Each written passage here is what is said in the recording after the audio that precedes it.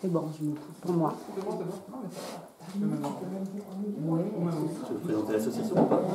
Non, mais vas-y.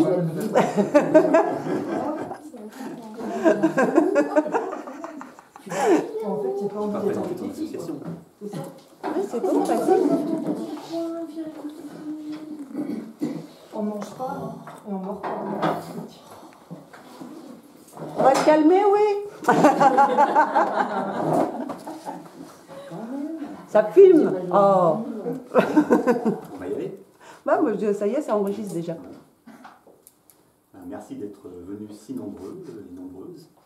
Je ne pensais pas qu'un 15 juillet, jour de finale de la Coupe du Monde en plus, il y aura autant de monde. Donc, moi je rentre de vacances hier, donc je suis un petit peu... je ne suis pas encore tout à fait revenu. Donc j'espère que je vais réussir à être... à vous intéresser. Donc merci à l'association ATES de m'avoir invité. Je t'en prie. Pour ce témoignage, hein, c'est pas une conférence, donc c'est plutôt de raconter un petit peu un parcours par rapport justement aux libérations d'âme. Donc pour commencer, je vais faire un petit rappel un petit peu de ce que sont les libérations d'âme, les passages d'âme, parce qu'il y a un petit peu les deux sortes. Donc en général, quand on utilise le mot passeur d'âme, c'est plutôt par rapport aux personnes qui sont en fin de vie, qui vont décéder. Donc là, c'est un accompagnement pour faire passer la personne de l'autre côté. Donc moi, c'est pas ce que je fais. Donc moi, ce que j'appelle libération d'âme, c'est plutôt de libérer des âmes de défunts qui ne sont pas partis, donc des âmes errantes, qui sont toujours là.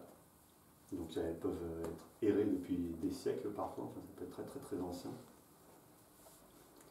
Et puis il y a une troisième catégorie qui est un petit peu liée à cette deuxième catégorie, qui est là plutôt de libérer des lieux, donc d'âmes errantes, mais là c'est plutôt quand on parle de lieux hantés, donc c'est des âmes qui sont plutôt antipathiques, qui ne veulent pas partir, qui embêtent plutôt les gens qui habitent les lieux ou qui visitent les lieux. Donc là le travail n'est pas le même.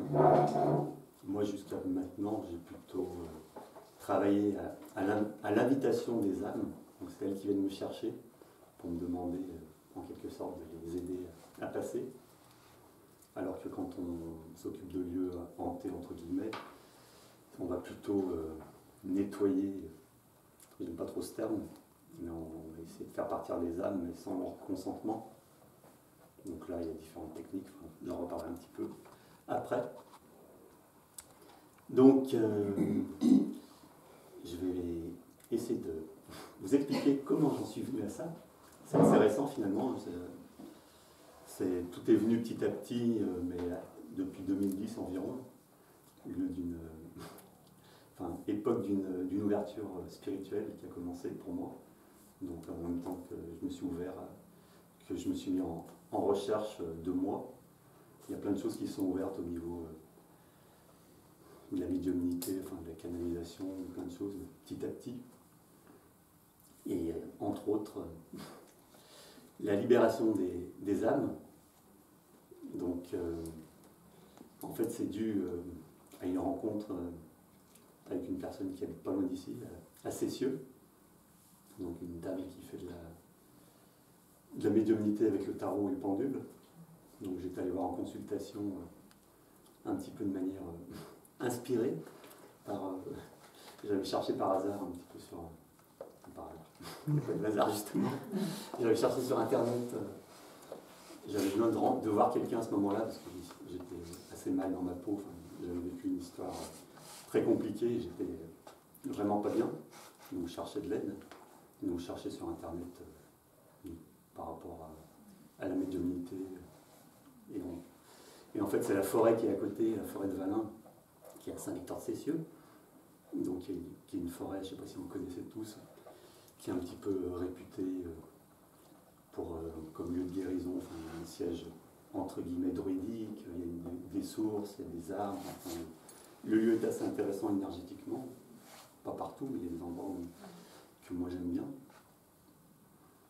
Et Donc le fait de trouver une médium qui était juste à côté de la forêt, c'est un peu ce qui m'a fait la choisir.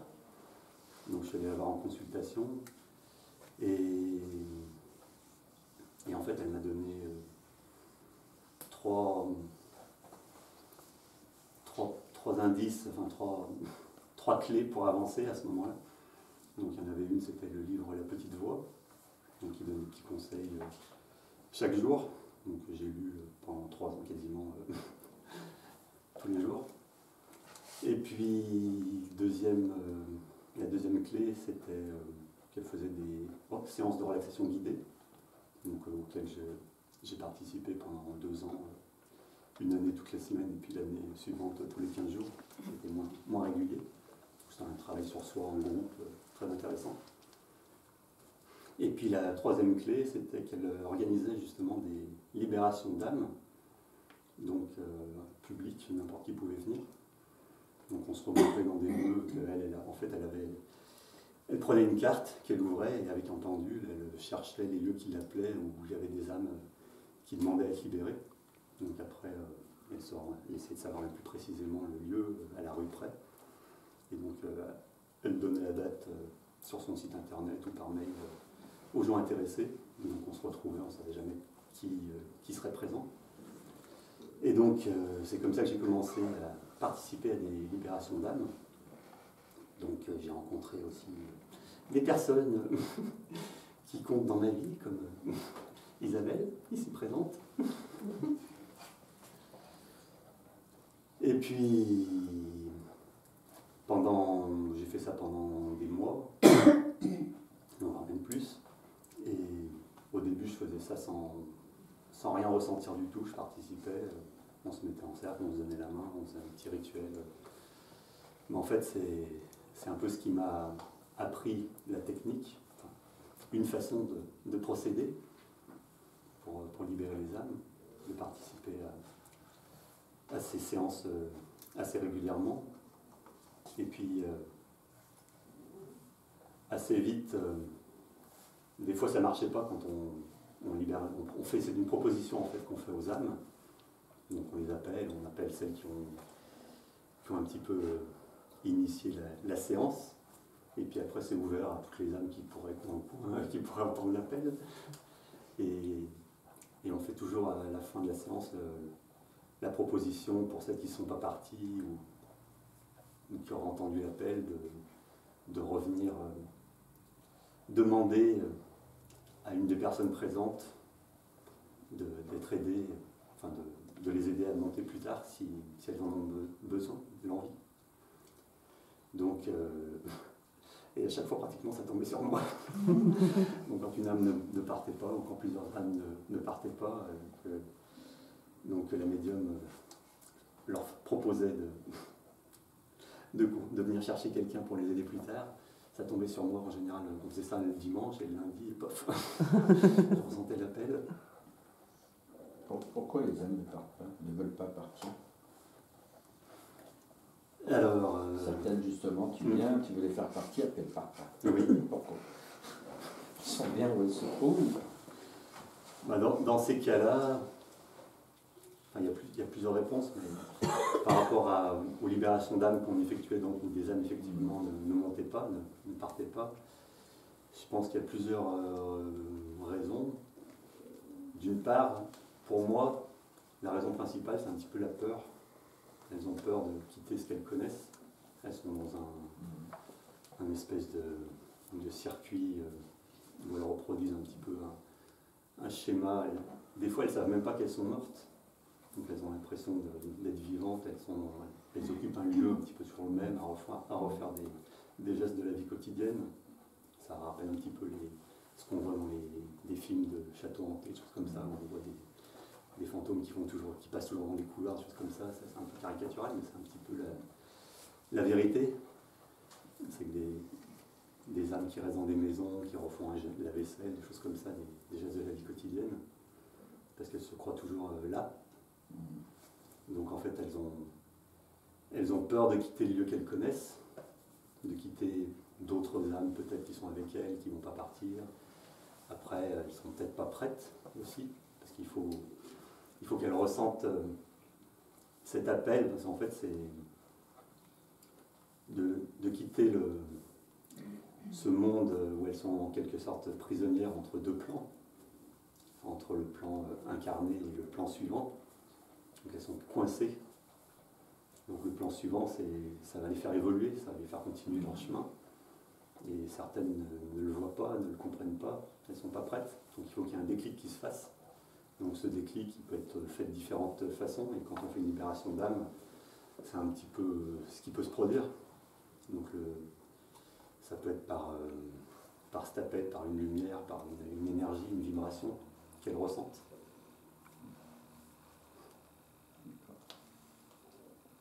Je peux poser une autre question? Elles sont facturées. Non, mais c'est sur le sujet. On dit qu'on est tous accompagnés de guides ou d'anges, etc., qui sont là justement quand on décède, qui viennent nous chercher pour nous accompagner. Donc ces âmes, où sont ces guides, ces anges? Ils ne sont pas venus les chercher? Le problème, c'est qu'il y a beaucoup de personnes qui n'ont pas le lien, qui perdent le lien en fait, qui ne sont pas conscientes justement d'être accompagnées. Quand on se met en recherche sur soi, spirituellement, on retrouve ce lien. C'est comme les gens qui sont dans la religion, dans une religion quelle qu'elle soit. S'ils le font machinalement, ils n'ont pas forcément ce lien, ils ne sont pas forcément conscients qu'ils peuvent être protégés, guidés, etc. Donc il y a des gens qui pratiquent toute leur vie et puis au fil du temps, leur santé se dégradant, ils perdent la foi quelque part. Donc c'est une question de foi, entre guillemets, de conscience qu'on est guidé. Donc il y a des personnes qui sont complètement coupées de ça dans leur vie maintenant. Donc une fois qu'elles sont décédées, c'est pareil. Elles sont complètement aveugles. Ah oui, il n'y a pas de souci. Donc, avant d'aller plus loin, je vais donc expliquer un petit peu comment s'était déroulée avant de revenir à ces libérations que j'ai faites justement suite à ces rencontres de libération d'âme en commun, où les âmes venaient me chercher après. Donc avant ça, avant d'en arriver là, j'avais fait ma première libération d'âme. Donc elle s'est faite en plusieurs mois. Ça a été un long travail, parce qu'en fait, suite justement à une de ces séances de relaxation guidée. Donc la médium nous faisait faire un espèce de petit voyage en relaxation. Donc avec elle lisait un texte qu'elle avait écrit.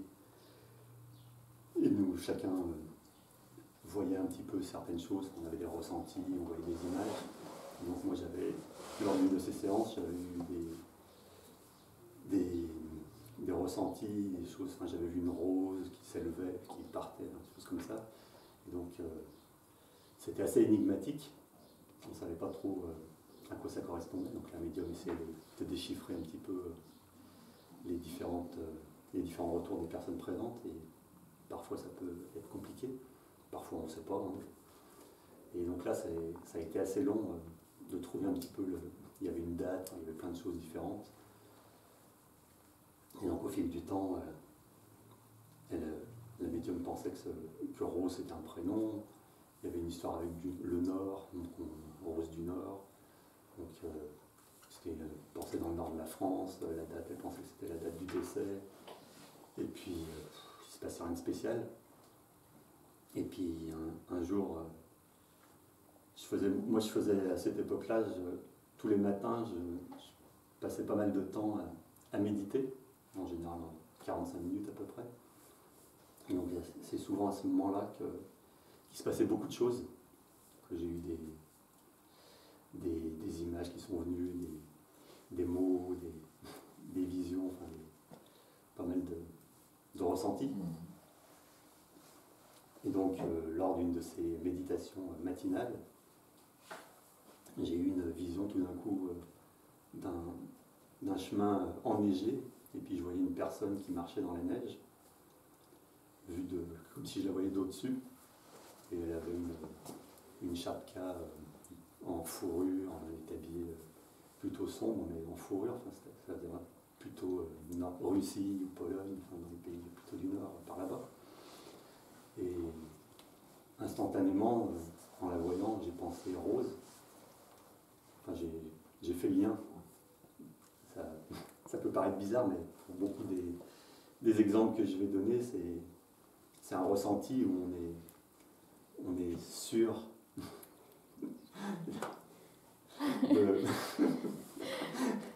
on a la certitude de ce qu'on ressent.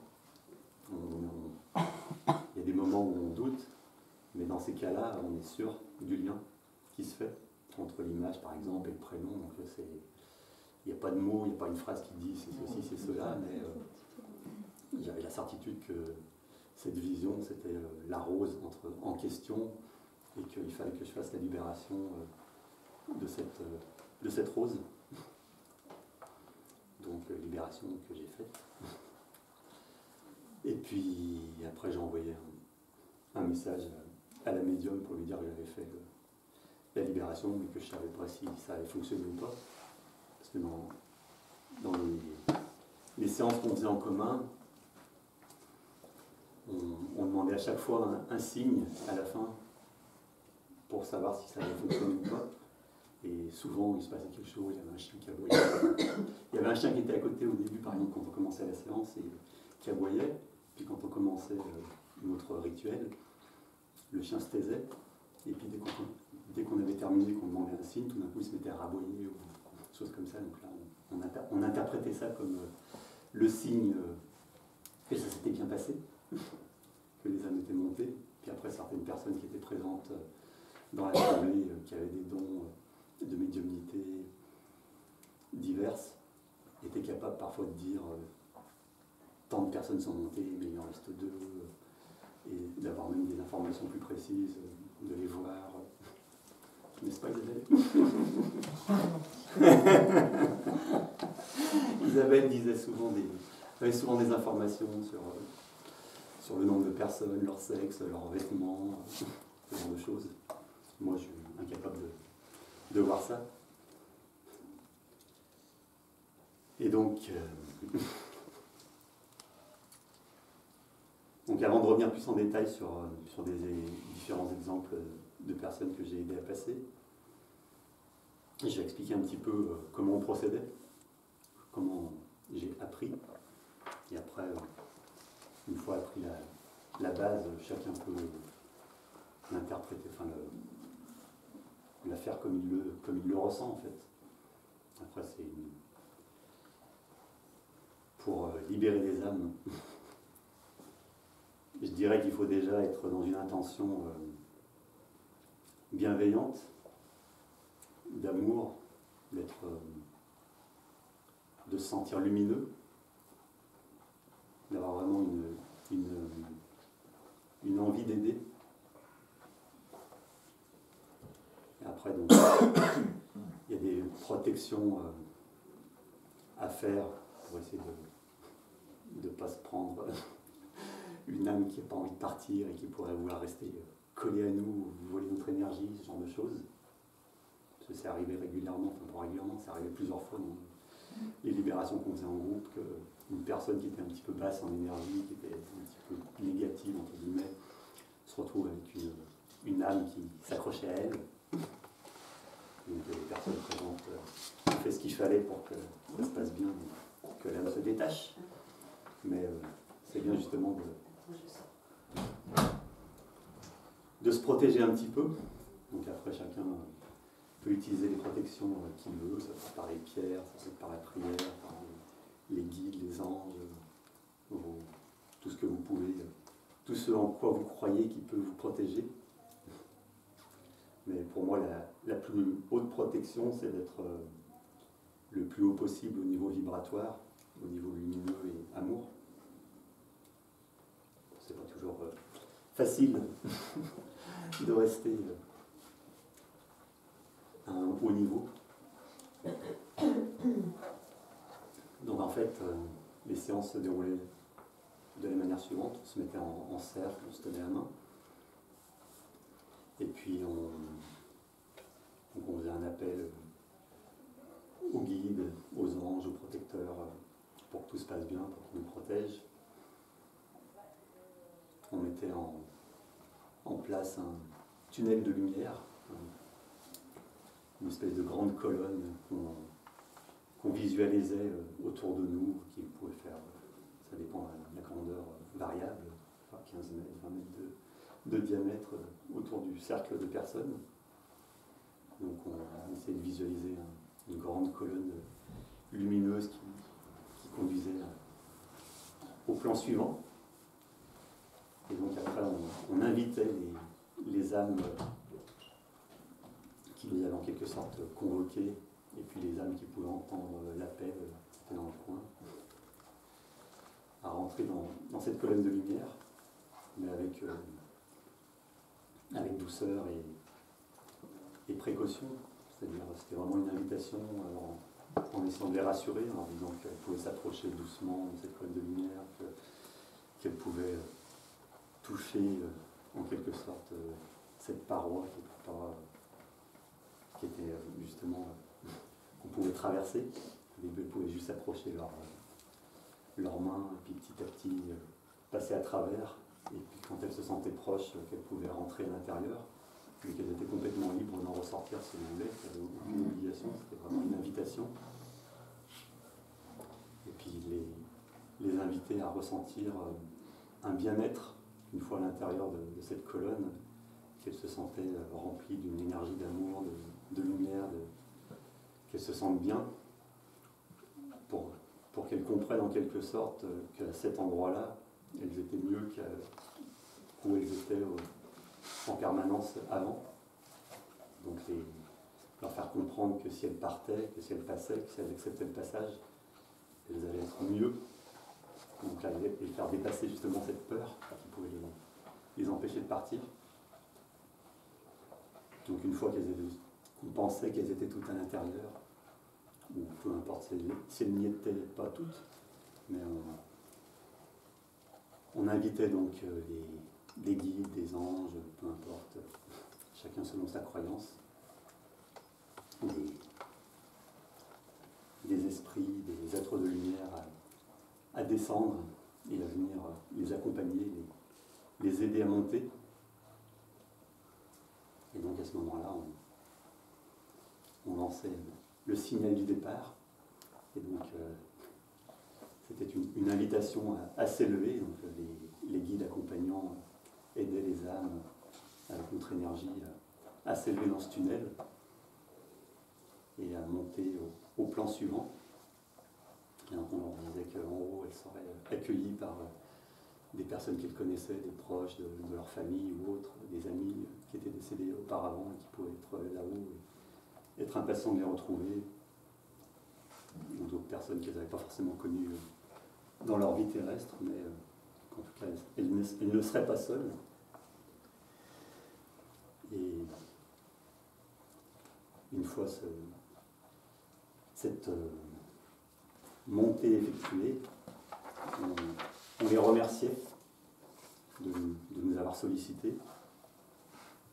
On leur envoyait beaucoup d'amour.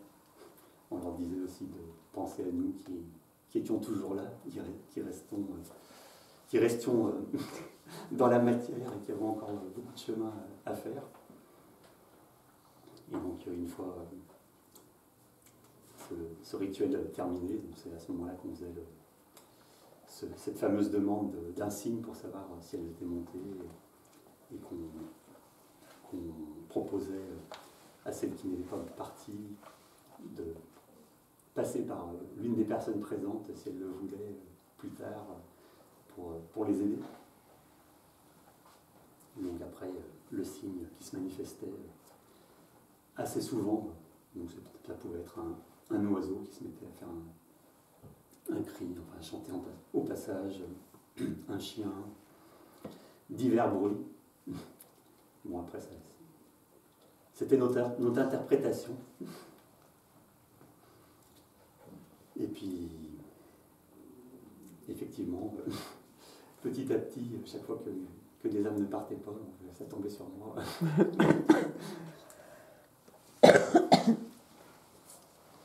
Donc j'ai essayé de réfléchir à pourquoi moi, pourquoi ces âmes venaient me chercher. Alors, l'ego pourrait penser que c'est parce que j'étais une personne lumineuse dans l'amour et tout, qu'elle s'était attirée par ma lumière, ce genre de choses.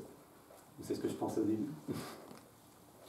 Et puis, je pense qu'il n'y avait pas que ça, qu'il n'y a pas que ça, parce que c'est pas terminé. Je pense qu'il y a aussi une part d'ombre aussi en moi qui les attire, une vibration qu'elles retrouvent par rapport à ce que j'ai vécu dans d'autres vies, ou par justement un autre passage similaire à elle, au niveau des âmes qui ne sont pas montées. Je pense que j'ai eu un parcours semblable à elle. Après, des personnes m'ont dit des choses, des médiums m'ont dit diverses choses sur moi. Je ne sais pas si c'est vrai ou pas, mais d'après mon ressenti, j'ai l'impression qu'il y a quelque chose comme ça. Que j'ai passé un certain temps dans cet espace entre le vivant et le passage suivant. Donc c'est peut-être aussi ça, cette vibration qui résonne. C'est quelque chose de connu pour elle, qui les appelle aussi. Parler de quoi? En disant entre deux, un état Ouais, c'était partir de l'autre côté? Ouais, c'était un intermédiaire des âmes qui ne sont pas montées, en fait, qui sont coincées. Oui, mais vous étiez là physiquement encore? Oui, je suis là physiquement, mais je parle plutôt d'un moment qui se passe avant cette vie. Ah, d'accord. Pas dans cette vie. Pas dans cette vie. Une vie antérieure ou d'un décès antérieur, pour être plus exact.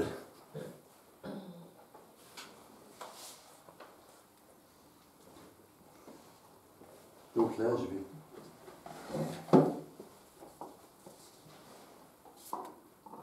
vais parler de différents exemples d'âmes qui sont montées, enfin, qui m'ont sollicité.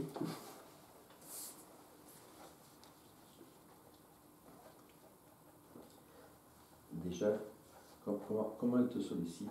Elles viennent. Coucou. Oui, mais justement. C'est dans les rêves, c'est un ressenti, c'est En fait, ils m'ont sollicité de manière différente à chaque fois, quasiment. Donc, il n'y a pas de règle. C'est arrivé que ce soit la nuit, dans un rêve demi-éveillé, en tout cas qui est suffisant pour me réveiller. C'est arrivé que ce soit souvent que ce soit dans mes méditations. Donc là, par une impression, une certitude, une image, en fait. C'est variable selon chaque cas. D'accord. Ça tente un peu plus. Donc c'est vrai que moi j'ai tendance à dire que je ne vois pas. Je ne vais pas voir il y a des personnes qui voient les âmes, qui sont capables de vous dire je vois quelqu'un à côté de vous là, il est habillé de telle façon. Moi ça me le fait pas. Mais j'ai déjà vu des âmes que j'ai libérées, mais c'est plus dans ma tête. J'ai vu l'image, les yeux fermés, tout d'un coup j'ai vu un visage, des choses comme ça. Il m'est arrivé d'avoir l'impression que l'âme était à côté de moi, de la toucher sans sentir, mais c'est quasiment comme si je la touchais, même s'il n'y avait pas de la matière. Donc ça c'était je vais en parler plus dans des exemples, mais d'avoir un contact dans l'amour, comme prendre la personne dans mes bras, et d'avoir, c'est à la fois de l'imagination, c'est-à-dire extrapoler, enfin se projeter et ça devient presque réel. Mais il y a beaucoup de choses qui se passent un petit peu comme ça, comme quand on visualise ce tunnel de lumière. Au départ, c'est un travail de l'esprit. On imagine qu'on est en train de visualiser le tunnel de lumière, et puis après, selon notre investissement, notre foi, ça devient réel. C'est un premier pas qui crée l'ouverture.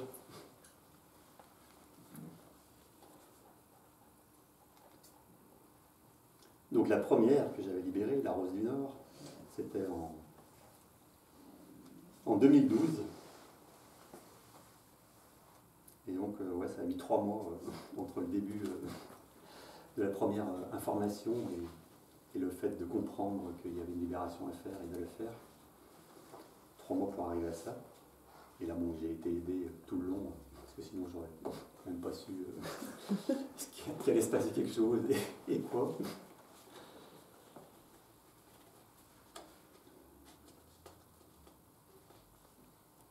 Donc là, j'en ai déjà parlé, donc c'est pas la peine que...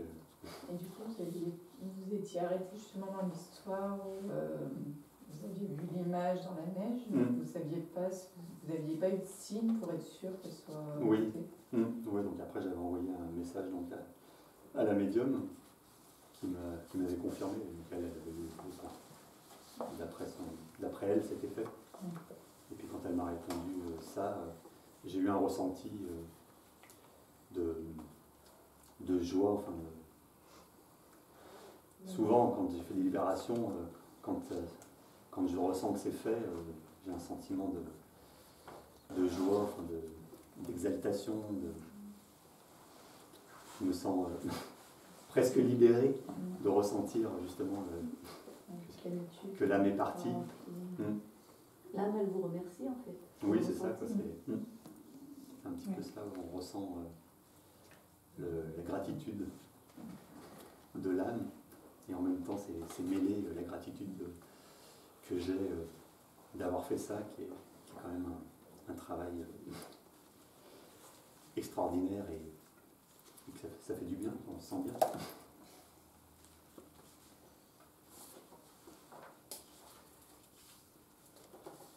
N'hésitez pas à poser des questions.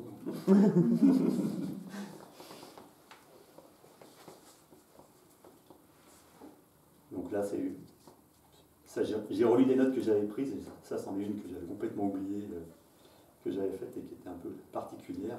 C'était en avril 2013. Donc c'était lors de ma méditation matinale.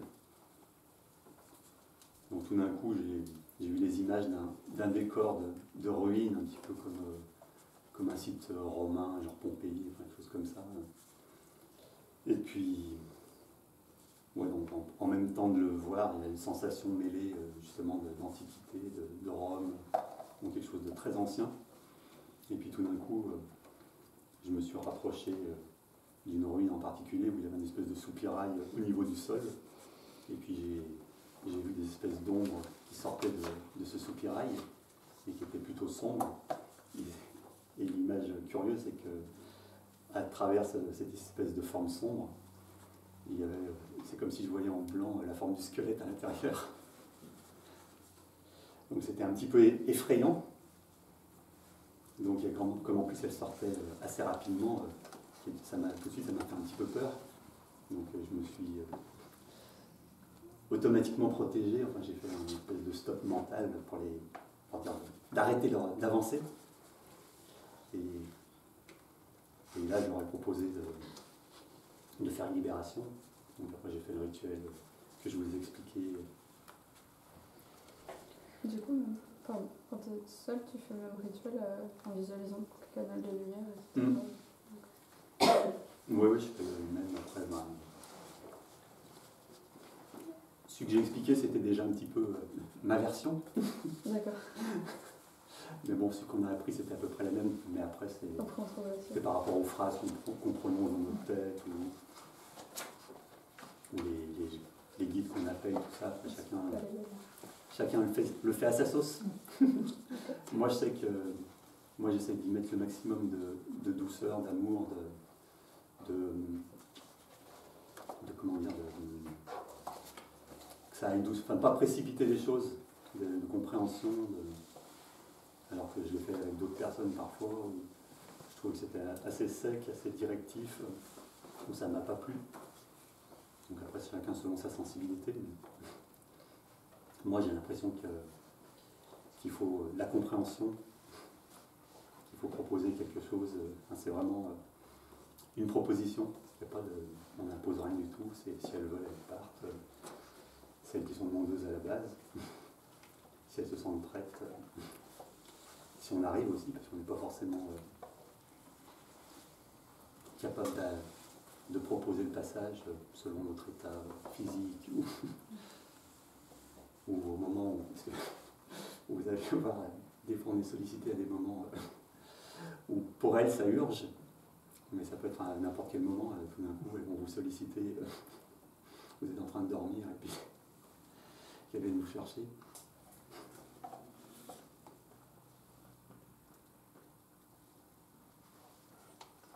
Donc là, pour cette histoire d'âmes anciennes qui sont montées, que j'ai aidé à monter, donc là, j'étais pas sûr du tout de les avoir toutes fait monter. Donc j'avais eu la sensation d'en avoir fait partir 4. Je ne sais pas combien il y en avait, mais donc après j'ai demandé à cet ami médium de me confirmer ou pas si elles étaient montées. Donc elle m'a dit qu'elles n'étaient pas toutes parties et que je continuerai plus tard. Donc là, je ne sais pas si j'ai fini ou pas. Mais... Elles ne m'ont pas sollicité, en tout cas, sans que je le sache précisément. Parce que après, ça peut être un passage groupé avec d'autres, sans qu'on sache qui est là ou pas.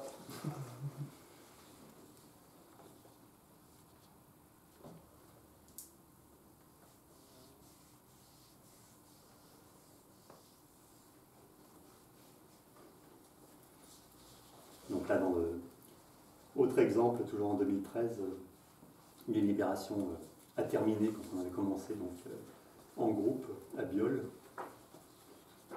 Et donc, qu'il n'y avait pas, toutes les âmes qui étaient demandeuses n'étaient pas parties. Donc, il en restait à faire monter. Donc, comme d'habitude, celles qui veulent monter plus tard sollicitent quelqu'un de l'Assemblée. Olivier peut-être. Au hasard. Au début on ne savait pas, mais après comme ça s'est su que c'était souvent chez moi, donc la médium elle disait carrément chez Olivier si vous voulez. Sympa. C'est l'arbre des dieux. Voilà, donc là effectivement, le lendemain matin, donc c'était un dimanche, donc le lendemain matin, le lundi, vers 7h du matin, j'étais encore couché. J'ai senti que certaines qui n'étaient pas parties venaient me chercher pour finir le travail. Donc là, j'ai fait ça encore dans mon lit. Donc finalement, ça peut être fait n'importe où, il n'y a pas besoin d'être debout dans une position particulière. Le rituel reste le même. Donc là, ça s'est bien passé. Après, je n'avais pas complètement terminé, donc j'ai recommencé le soir de façon un peu plus réveillée. Et la médium m'a confirmé qu'elles étaient toutes parties.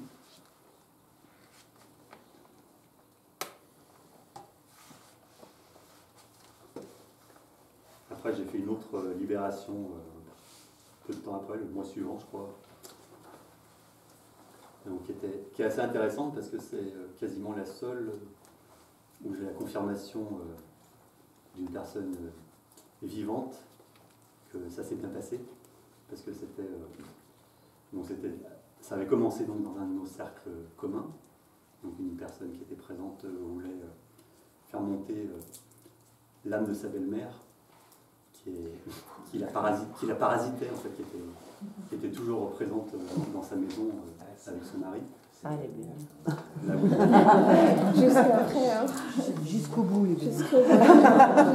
Où elle vivait donc avec le fils de cette Même défunte. moi.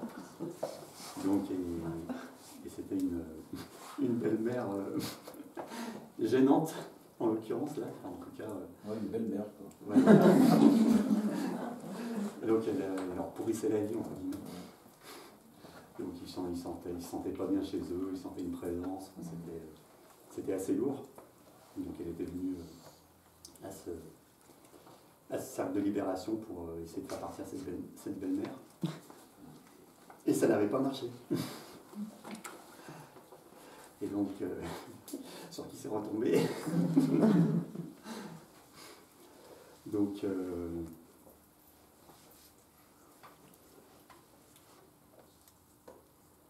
ouais, donc là encore, c'est le jour d'après que j'étais en train de faire ma méditation matinale.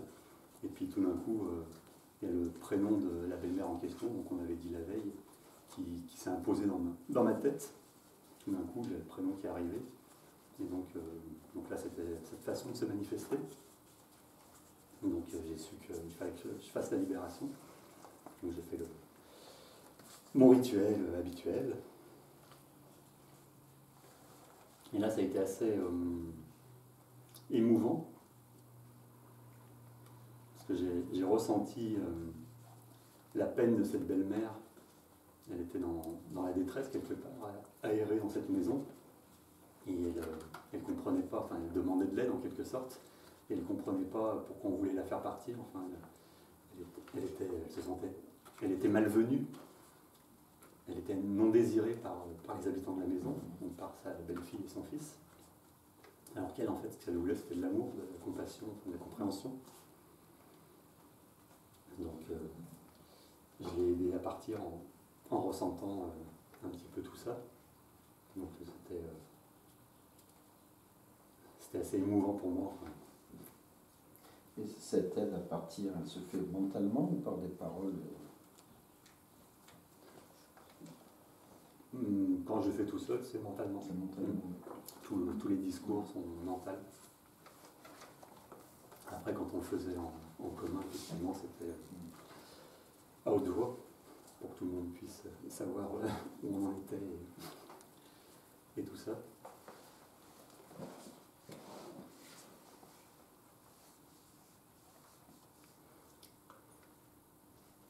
Donc j'ai fait cette libération et puis j'ai transmis l'information par SMS donc à la belle-fille. Et elle m'a répondu assez vite, tout complètement enthousiasmée parce qu'elle sentait tout de suite la différence en fait. Elle a senti quasiment instantanément qu'il s'était passé quelque chose, donc elle était pleine de gratitude. Et donc je l'ai revue quelques temps plus tard.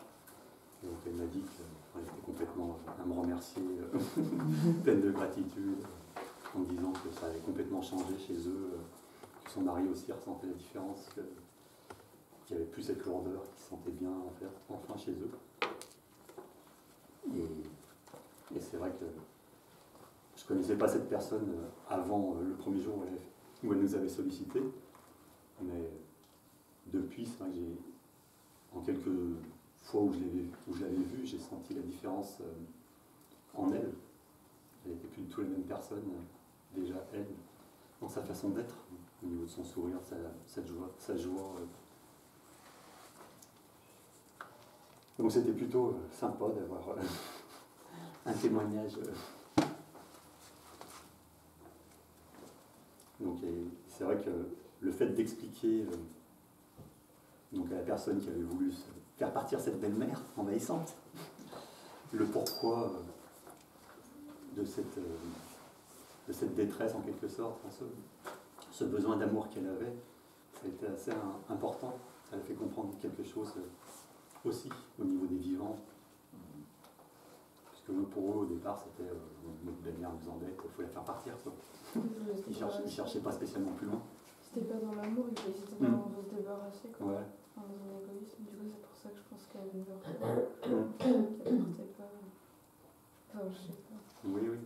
Ouais, je pense que c'était vraiment important justement qu'il y ait cette compréhension, que moi j'arrive à comprendre que la belle-mère a un besoin d'être comprise, d'être aimée, et puis que sa famille le comprenne aussi, le ressente.